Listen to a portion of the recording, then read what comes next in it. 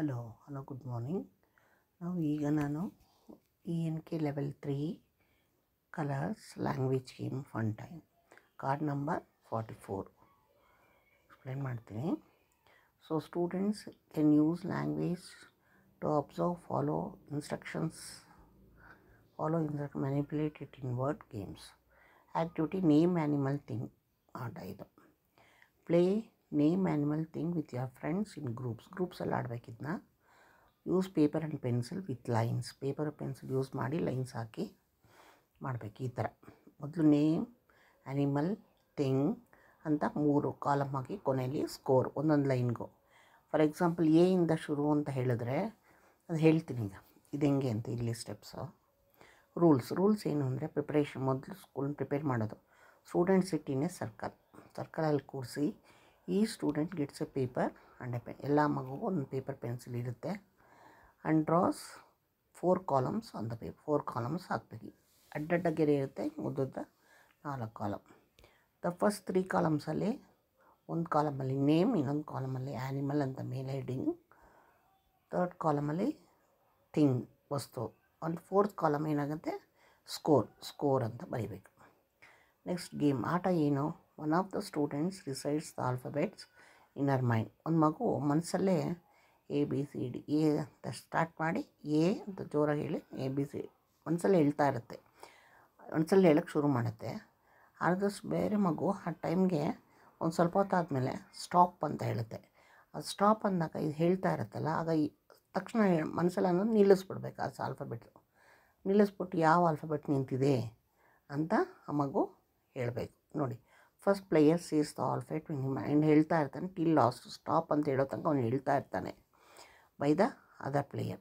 The reciter lets everyone know of the letter she stop ಅಂದಾಗ ಅವ್ನು ಯಾವ ಅಕ್ಷರ stop ಆಗಿದೆ ಮನಸ್ಸಲ್ಲಿ ಹೇಳೋದು ಆ ಅಕ್ಷರ ಹೇಳಬೇಕು.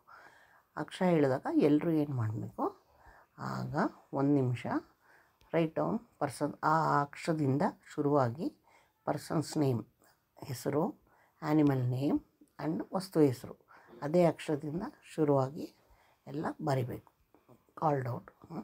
At the end of minutes student compare their entries. ಕೊನೆಯಲ್ಲಿ ಅದಾಯಿತು, ಒಂದು ಲೈನ್ ಆಯಿತು. ಅದೇ ಥರ ಒಂದು 10 ಆಟ ಆಡಬೇಕು.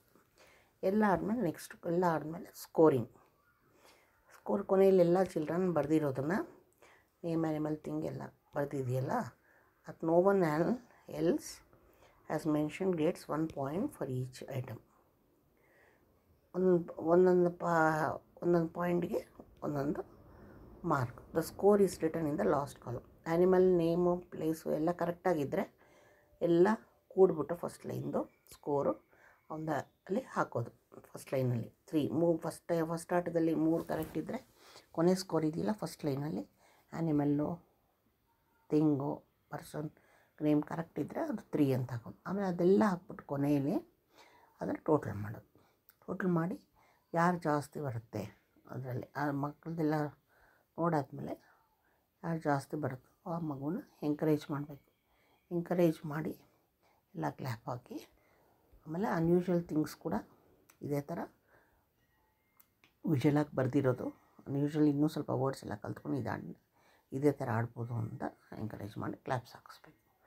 ಈಗ ಸ್ಟೂಡೆಂಟ್ ಇದೇನಾಗುತ್ತೆ, ಸ್ಟೂಡೆಂಟ್ ಗೇಮ್ನ ಅಂಡರ್ಸ್ಟ್ಯಾಂಡ್ ಮಾಡ್ಕೋತಾರೆ. ಆಮೇಲೆ ಅವ್ರು ಆಟ ಆಡ್ತಾರೆ ಎಂಜಾಯ್ಮೆಂಟಲ್ಲಿ. ಆಮೇಲೆ students perform cue names the child and produce. ಅವ್ರಿಗೆ ಎಷ್ಟು ಹೆಸರುಗಳು ಬರುತ್ತೋ ಆವಾಗ ಮಗುಗೆ ಎಷ್ಟು ಬಂದಿದೆ ಅಂತ ಗೊತ್ತಾಗುತ್ತೆ. ನಮಗೆ ಎಷ್ಟು ಹೆಸರುಗಳು ಗೊತ್ತಾಗಿದೆ, ಥಿಂಗ್ಸ್ ಹೆಸರು, ಪ್ಲೇಸ್ ಹೆಸರು, ಪರ್ಸನ್ಸ್ ಹೆಸರು ಹೆಂಗೆ ಬರೆಯುತ್ತೆ ಅಂತ ಗೊತ್ತಾಗುತ್ತೆ. ಸೊ ಇದು ಈ ಆಟದ ನಿಯಮ.